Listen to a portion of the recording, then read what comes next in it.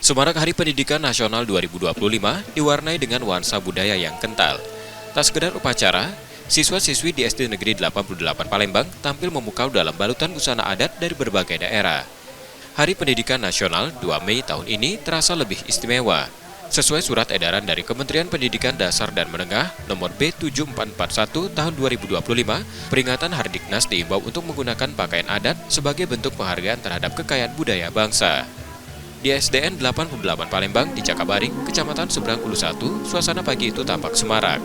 Usai melaksanakan upacara bendera, siswa kelas 3 hingga 6 bergantian naik ke panggung kecil. Mereka berlenggok penuh percaya diri memperagakan busana daerah masing-masing seperti seorang model profesional. Gelak tawa dan tepuk tangan meriah terdengar dari para guru dan orang tua yang ikut menyaksikan.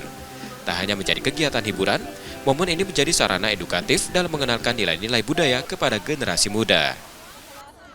Bukan main, mereka sangat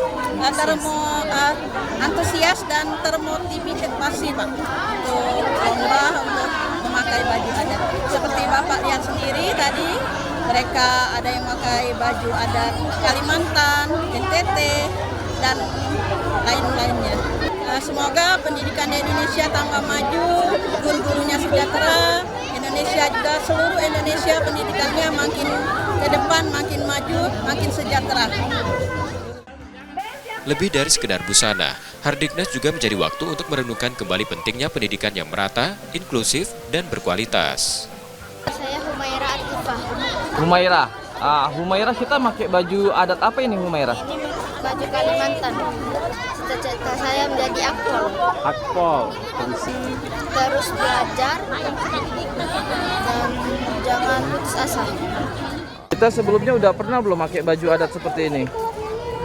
Belum pernah, jadi ini baru pertama kali pakai baju adat. Gimana nih perasaannya pakai baju adat Palembang nih ya? Senang Bu amat pakai kostum gimana? Di rumah atau di salon?